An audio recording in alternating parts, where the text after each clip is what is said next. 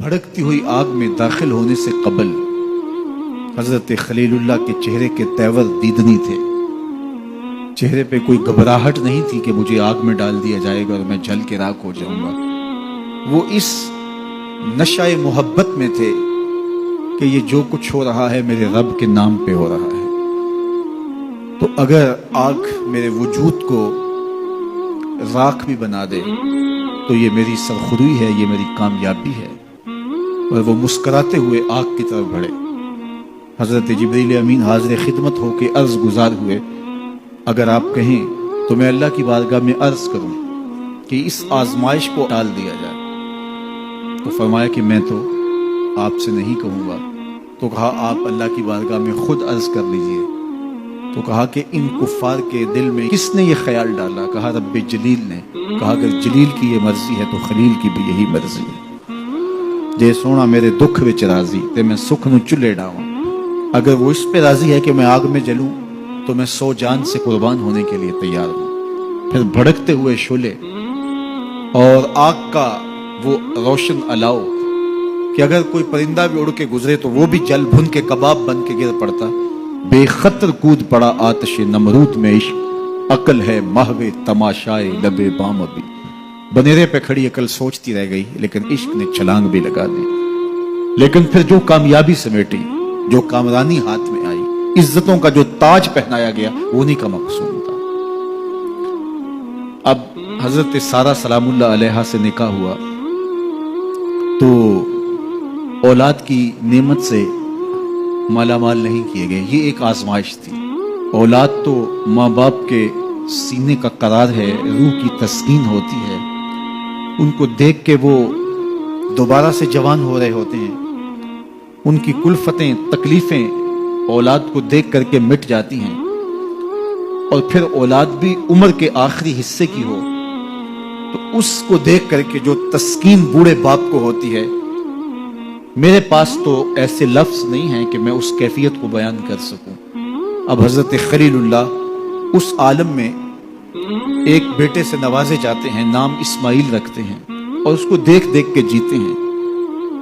لیکن اللہ نے ایک اور آزمائش ان پہ ڈالی. کہا اس بیٹے کو اور اس کی ماں کو ایسی وادی میں چھوڑ آؤ جہاں انسانی وجود کیا حیوانی وجود بھی نہ ہو.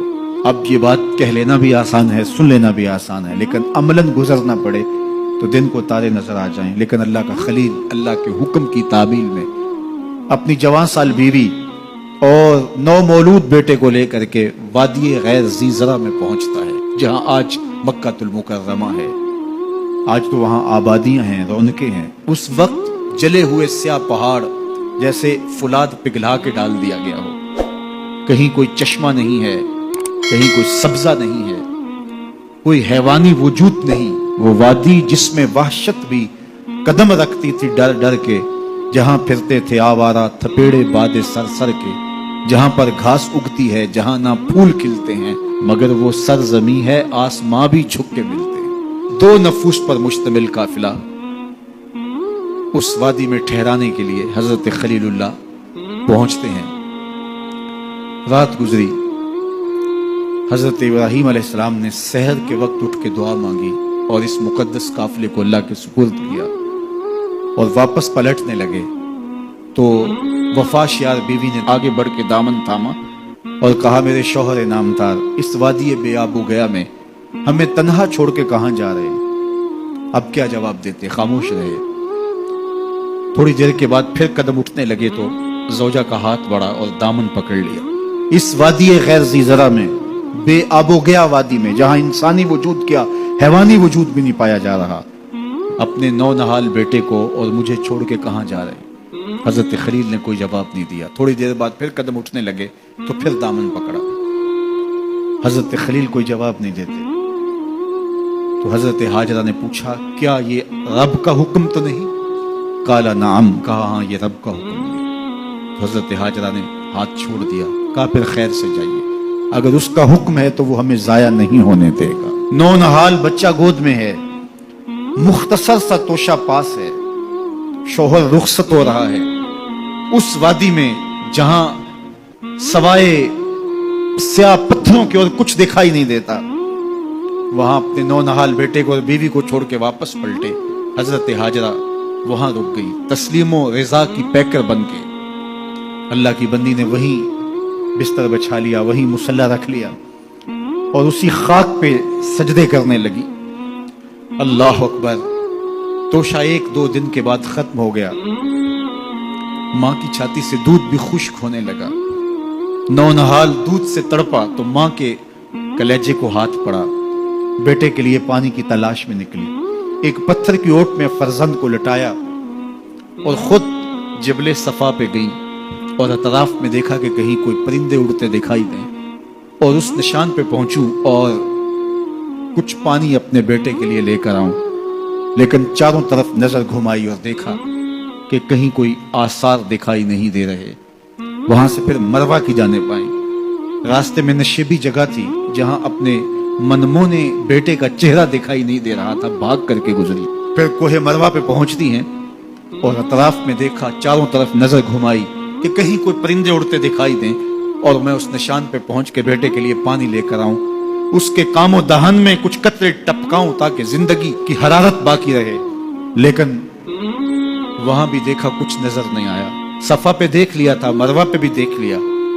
मायूस होकर खड़ी हो जाती, लेकिन ममता की बेचैनियां, ममता का इस्तराब, ममता का इल्तिहाब, उसका पेचोताब उसको रुकने नहीं देता। मां पलट के फिर सफा पे आती है और नजर घुमा करके देखती है कि कोई आसार दिखाई दे, लेकिन कुछ नजर नहीं आता। तो फिर मां दोबारा पलट के मरवा पे जाती, नशेबी जगह से दौड़ के मां गुजरती है। आज का सफा मरवा नहीं था जहां संगे मरमर लगे और एसी चल रहे हैं। ये एक संगलाख पहाड़ों के दामन में सख्त और सऊबत भरा सफर था और एक खातून जो प्यास से निढाल है, भूख से बेचैन है और बेटे का दुख कलेजे पे लिए और सामने पत्थर की ओट में उसके साए के अंदर तड़पता हुआ बेटा उसकी निगाहों के सामने है। मां फिर मरवा पे पहुंचती है, देखती है कि वहां भी कोई आसार नमूदार नहीं होते, लेकिन बेचैनी, बेकरारी, इल्तिहाब, बेचोताब, इस तरह बेचैनियां मां को फिर सफा पे ले आती है। सफा से मरवा, मरवा से सफा, निशेबी जगह से भाग के गुजरना, ये मां की बेकरारियां हैं। जब मां 7वें चक्कर में मरवा पे पहुंचती है तो उधर देखा कि बेटा एड़ियां रगड़ रहा है। तो बेटे के एड़ियां रगड़ने से मां का दिल धक करके बैठ जाता है कि बेटा जिंदगी की आखिरी हिचकियां ले रहा है। मां थी, थकी हुई मां, 7 चक्कर लगा चुकी है, प्यास से चूर और भूख से तड़पती हुई मां ममता से मजबूर होके वहां से दौड़ी कि मैं आखिरी लम्हे अपने बेटे को अपने सीने से चिमटा लूं, उसके चेहरे की बलाएं लूं। मां जब करीब आई तो मंजर बदला हुआ था। क्या देखा कि मासूम एड़ियां रगड़ रहा है और पानी का चश्मा तवाफ कर रहा है, पांव से पानी फूट रहा है और पानी बह के फैलना चाह रहा है। तो जल्दी से मंडेर करते हुए कहा, ज़म-ज़म रुक जा, रुक जा। फरमाया हुजूर ने कि अल्लाह भला करे सैयदा हाजरा का, अगर वो ज़म-ज़म कह के पानी को रोकती ना तो ये पूरी रूए जमीन पर फैल जाता। अब अल्लाह ताला ने पानी का एहतमाम कर दिया और ये चश्मा जो हजरत इस्माइल के कदमों का फैजान है, कयामत तक के लिए फैज बांट रहा है। हजारों साल हो गए, लोग वहां भी पीते हैं और अपने अपने मुमालिक के अंदर भी यहां से भर के ले जाते हैं, लेकिन ये चश्मा कभी भी खुश्क नहीं हुआ और इसका पानी लोगों को आज भी फैज दे रहा है। और ये दवा भी है, शफा भी है, गजा भी है। ये पानी जो है वो नूर और निखरत से माला माल है और ये हजरत सैयदना इस्माइल के कदमों की सौगात है। कायनात का कोई मशरूब इस पानी की अजमतों को छू भी नहीं सकता, इसलिए कि इसने एक पैगंबर के बोसे लिए, एक पैगंबर के कदम चूमे हैं। अब हाजी जब वहां जाता है सफा मरवा पे, तो जिनको हज या उम्रे की सादत नसीब हुई वो तो अब यहां नहीं होंगे, वो तो तसव्वुर में वहां घूम रहे होंगे कि वहां कैसा दिल आवेज मंजर होता है जब आप थोड़ा सा सफा पे चढ़ के या मरवा पे चढ़ के लोगों को भागता हुआ देखते हैं तो वो तसव्वुर दिल खींचता है और इंसान सदियों पीछे अपने आप को ले जाता है कि ये वो जगह थी कि सैयदा हाजरा यहाँ अपने बेटे के लिए दौड़ी थी और उन्हें बेटे के लिए पानी चाहिए था और वो पानी की तलाश में कभी सफा और कभी मरवा पे जा रही थी। आज हाजी की बगल में पानी की बोतल और ये क्यों दौड़ रहा है? सैयदा हाजरा तो मीलैन अखजरैन की जगह, वो नशेबी जगह, वहां भाग करके इसलिए दौड़ी थी कि वहां बेटे का मनमोहना चेहरा नजर नहीं आता और यहाँ माँ बेटा इकट्ठे दौड़ रहे हैं। تو یہ کیوں دوڑ رہے ہیں؟ پانی کے کولر جگہ جگہ نصب ہیں، پانی نہیں چاہیے تو پھر بھی دوڑ رہے ہیں۔ کہا اے ہاجرہ تو نے حد کر دی، لیکن جس جگہ پہ تو دوڑی تھی قیامت تک اس جگہوں پہ زمانہ دوڑتا رہے۔ یہ پروٹوکول ہے، یہ اعزاز ہے، یہ تکریم ہے سیدہ ہاجرہ سلام اللہ علیہا کی۔ ولی بھی دوڑتے ہیں، شہنشاہ بھی دوڑتے ہیں، کج کلا بھی دوڑتے ہیں، بوڑھے غریب امیر سارے دوڑ رہے ہیں، بچے بھی دوڑ رہے ہیں۔ اللہ اکبر! کہا اے ہاجرہ جن راہوں پہ تو دوڑی ان راہوں پہ امام الانبیاء بھی سعی کریں گے، ان راہوں پہ نبی بھی دوڑیں گے، غوث کتب ابدال اور ولی بھی دوڑیں گے۔ اللہ اکبر! اس دوڑنے کو عبادت بنا دیا گیا۔ انہیں تو پانی چاہیے تھا اس لیے دوڑی، حاجی پانی کے لیے نہیں دوڑ رہا، سیدہ ہاجرہ کی اس ادا کو ادا کر رہا ہوتا ہے